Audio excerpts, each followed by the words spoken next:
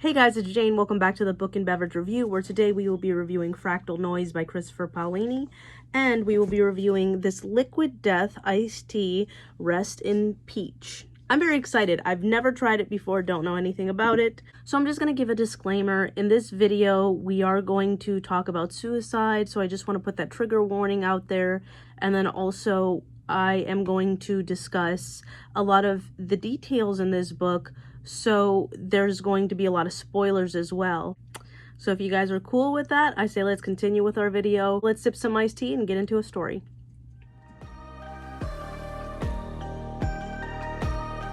I've had this brand before, their carbonated water. It's okay. It tastes very minerally, but this is an iced tea and it's sweetened by agave. This says that it's only 30 calories a can.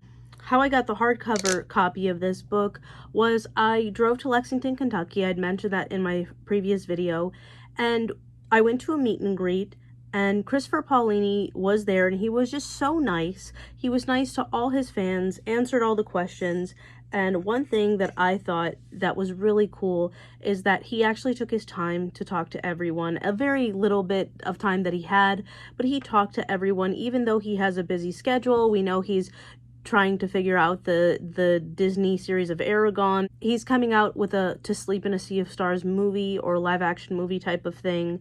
He was editing Murtag, just came out with Fractal Noise. So there's a lot going on in his life, but he was just super nice with his fans. It was a really good experience for some people there. So now let's try our tea. I'm excited about this tea.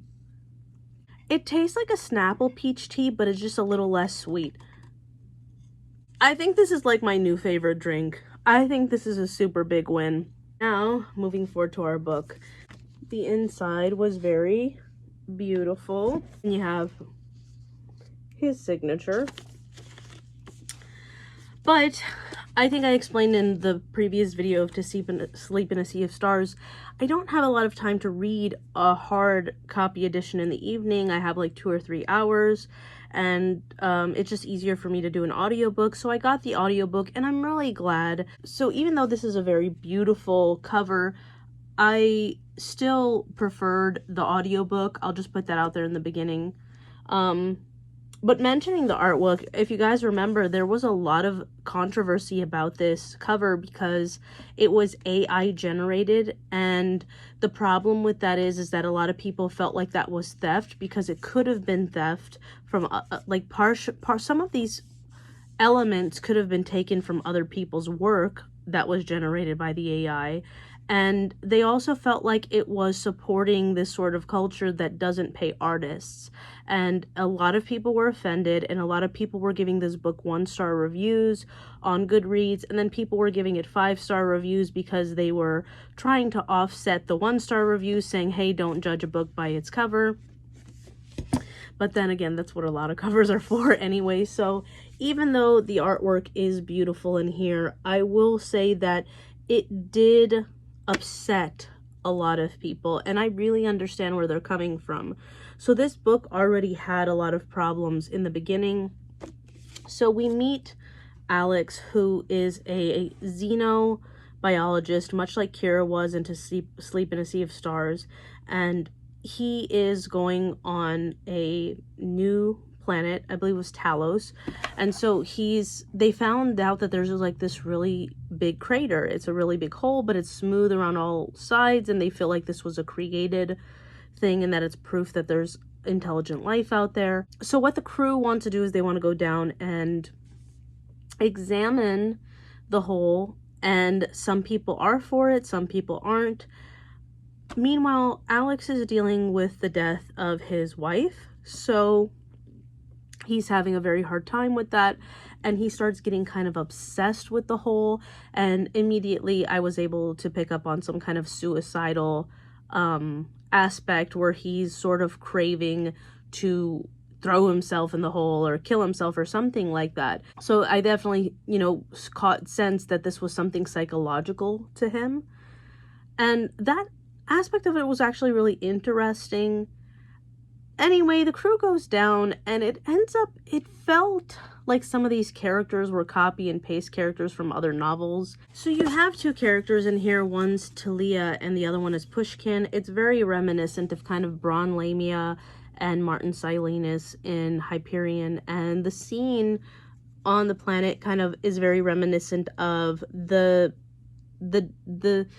sandstorm scene where they enter the Valley of the Time Tombs. I don't think it's exact. I definitely think they're on a deserted planet. I don't think it's exact, but it just gave a bit of reminiscence to that.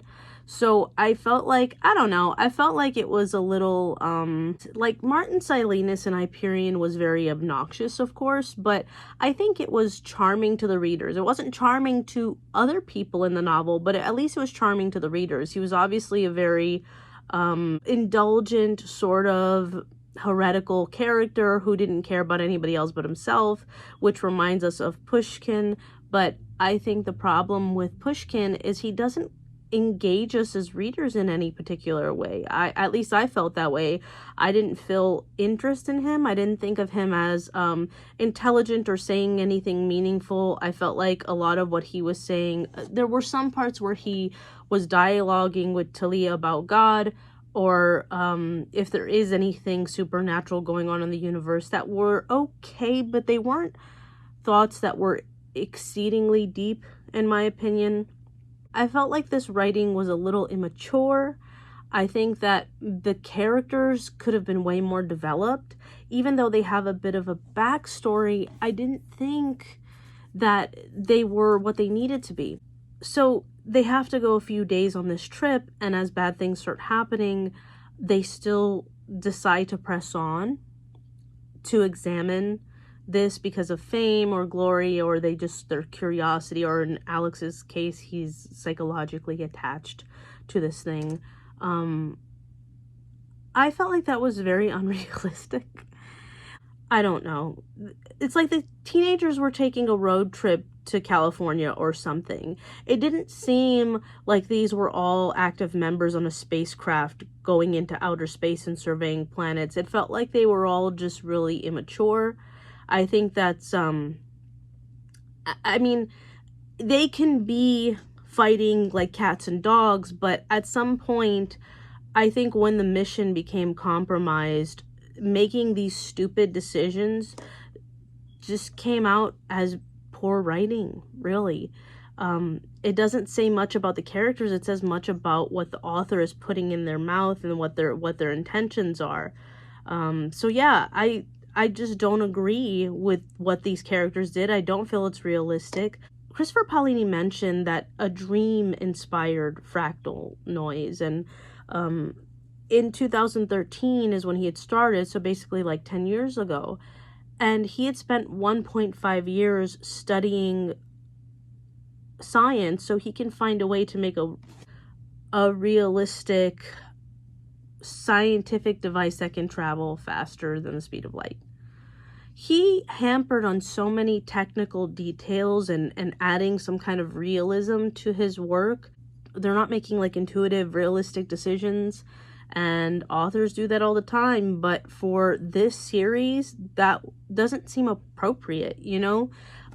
Especially with all the details and realistic elements that are put into this world. I guess it was just one of those decisions that you had to advance the plot, you know? And then also, there was not much in the way of plot. It was just like, hey guys, let's go down there and go see this hole. There was not a lot of conflict, you know what I'm saying? So the plot wasn't really there. There was not really much reward by the way of readers. At the end of it, the main character goes to the hole, sees it, considers throwing himself in it and dying, then says no, he needs to go back and help his teammate who's still injured, and he turns around and leaves. I didn't feel like that was the greatest ending. I felt like that was a little anticlimactic. I got this feeling throughout the book that it was calling to like the old man and the sea. It was a lot of internal dialogue, and they're trying to discover, it's more of like a discovery of internal dialogue, right? But it's not as good as Old Man and the Sea, and it's not as good as Hyperion. The dialogues about God I found sometimes offensive. The character Alex considers, what if God is just a merciless B word? You can do that as a writer. Like I said this in my post on Instagram. Forrest Gump did it. Lieutenant Dan puts his finger up to the sky and cusses at God and all this other stuff. You have a right to free speech and say what you want, but just know you are going to turn people off. You know what I'm saying? You are going to make people feel, I don't know, just like, if you're going to have a major philosophical discussion, you really have to bring the goods. I don't think it made me think deeper. I feel like it was just kind of, there was a lot of things going wrong. On the plus side, the audiobook, Jennifer Hale did a fantastic job. She did a good job in To Sleep in a Sea of Stars, but this round, she spoke a little faster. Before it was like a little too slow for me, even though you can speed up the Audible version. She spoke a little faster, which was nice. And I just think that she, pulled back on her airiness in her voice, and it was a little more direct and easier to understand. I also feel like her accents have gotten a little better, and she also sang at a certain part in this novel. Talia sings a song to herself and Jennifer Hale sang, and I thought that was beautiful. I thought it was an exceptional part in the audiobook, and that's why I feel like an audiobook is the way to go with this. But the hardcover book also has a lot of interesting things in it too. For instance, there's a consistent sound, and what is kind of insinuated to be a maddening sound. That's part of why the team goes mad, is because there's a thud sound continuously every 10 seconds. And in the beginning, it's a normal size thud, and then slowly it becomes bigger as they get closer to the hole. I thought that was a very interesting literary device. You know, I enjoyed that aspect of the hardcover. I really did, but I still feel like it's not the worst work in the world, but it's definitely on the lower end of the list of Christopher Paolini's work. This book wasn't exactly good. However, it was well written, and in a sense, it did further your understanding of the Fractal verse. So if you like To Sleep in a Sea of Stars and you want to know more about the Fractal verse, fractal noise is a very important element of that world. However, there is no doubt in my mind this could have been a short story. Leaning on the edge of a short, not a long short story, a short story. And it could have told the same story, and it would have been a lot better of a work. But again, Christopher Paolini is, I think he's just exploring his own thoughts. I don't know what he's doing as a writer right now. I know he's a great person. He was very good to his fans, but for this work, I don't know. Let's get into our final thoughts. I don't know. I just feel like Christopher Paolini is going through like a spiritual crisis or something, maybe. I don't know. But what I will say is that he's still an excellent writer. It was still interesting. It still opened my mind to what the world and the fractal verses that he built. So I'm going to give this a 3. Which is a fair rating, meaning if you like this sort of thing, pick it up. I think it's okay for that. I wouldn't recommend this for like a casual reader. It would kind of, for me, if I didn't know anything about the Fractalverse, I think I would be kind of bored, and I think I would feel like, you know, what is going on in this novel. So in general, so yeah, I'm gonna give it a 3. With all the controversy surrounding it, I still think it's an okay read. You know, if you like this sort of thing. As for this was expensive. It was $16.99 for 8 of them. they're like $2.50 a piece, and that's going to affect the rating. I'm going to give this 4 stars, but it's awfully expensive. I probably would have given it 5 stars because I like the flavor and I like that it's lightly sweet, but for the price, I'm just going to give it like 4 stars. Massively overpriced. And also, I met someone at that meet and greet whose name was Earl, and he's also a writer. I've purchased his short story book, so I'll be reviewing that on my Instagram and perhaps even doing a video on it. So like, follow, subscribe, and stay tuned for more, guys. I look forward to sipping a beverage and getting into a new story with you soon. Take care.